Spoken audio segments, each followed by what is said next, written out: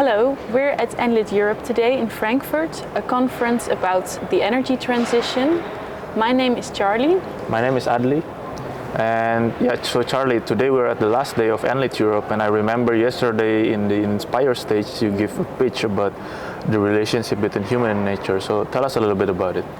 Yes, so yesterday I gave a speech about eco-philosophy and the energy transition, because in the energy transition we focus a lot on the development of technology, but we forget to take into consideration our own relation with nature. And it is important to think about this because it also determines whether we care for nature or not, if we treat it well or not, and that also influences the success of our technological developments. Wow, that's cool. And I also remember yesterday you talked a little bit about this island in the Netherlands, yeah? Oh yes, it was the Markerwadden. So in the Netherlands there was once a sea, but because of banks and embankments there are now two large lakes. But because of these embankments a big layer of sludge formed at the bottom, and the flora and fauna in and around the lake actually suffocated. So the wildlife really deteriorated very quickly. Now the Dutch government and Natuurmonumenten use this excess layer of sludge to form islands. And on these islands plants can grow and birds can nest. And the food chain is actually on its way to bloom again. Wow. So I think that's a very good example of engineering where the engineers have thought with nature. Yeah, I completely agree with it. And I think on islands you see more often that there is much more attention for the preservation of nature. Yeah. Do you agree with that?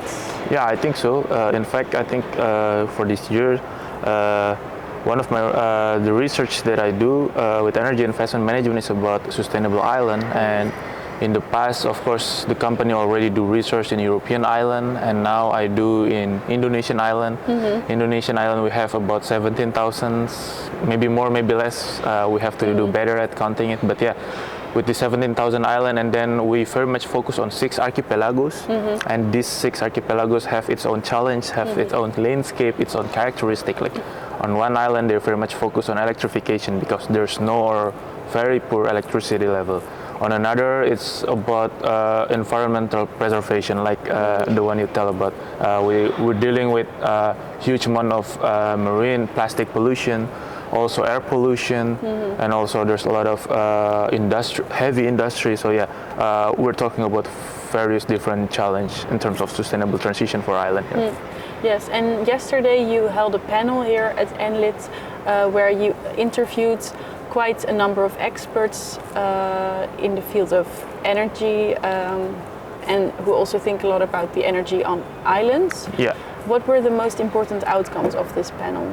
Well, first I have to say yesterday's panel is a little bit diverse because the expert is, there's a from startup about flywheel technology, there's a professor about microgrid, and also there's a business people and NGOs, and even there's a people with expert in digitalization.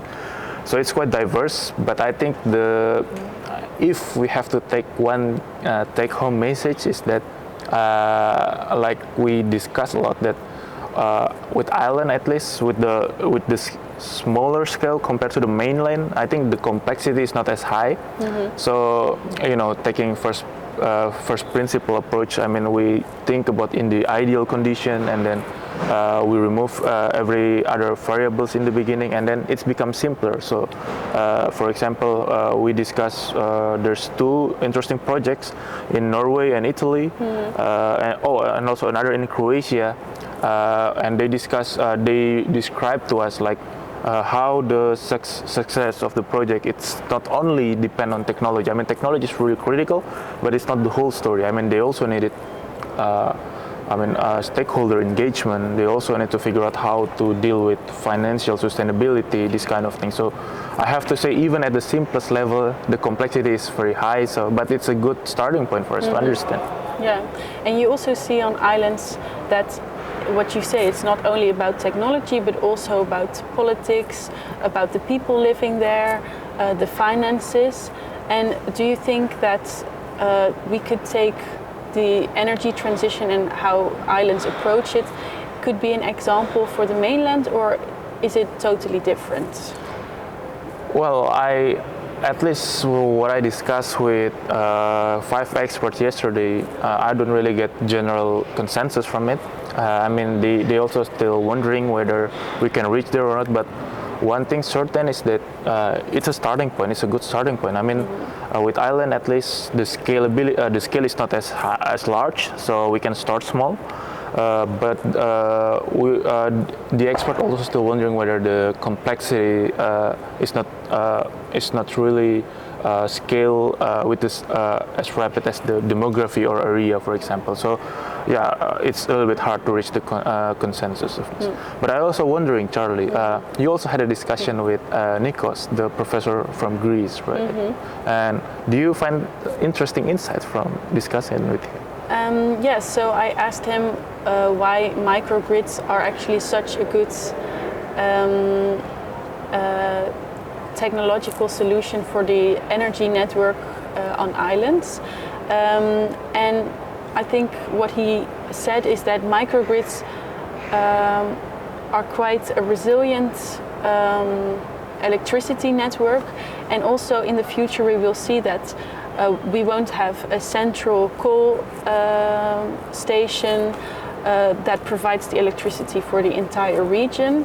No, there will be houses with solar panels on their roofs. There will be 1 or 2 windmills over there, and they all should be connected to the grid. And a microgrid is a really smart solution to connect demand and supply. Wow, that's really cool. Yes. So I think there is a lot to learn from the experts in these fields. And completely agree. Yes, and enough questions to be answered. And yeah, what is your last takeaway? Yeah, I guess I'm quite excited actually. I came here with a lot of questions, but also live with still a lot of questions, but I become really inspired, and I think to support sustainable transition, but with very much focus on island, I think we can do something about it, right? Yes. Do you share that view as well? Yes, absolutely. Yes.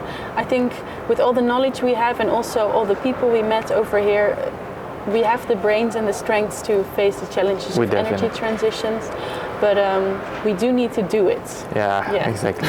Yeah, so maybe we say something to the followers over here. Yes. So if you want to be updated more about developments in the energy transition on islands, then you should follow Energy Investment Management on YouTube. But you can also follow us on LinkedIn or send us an email. Yeah. Thank you. Bye. Bye.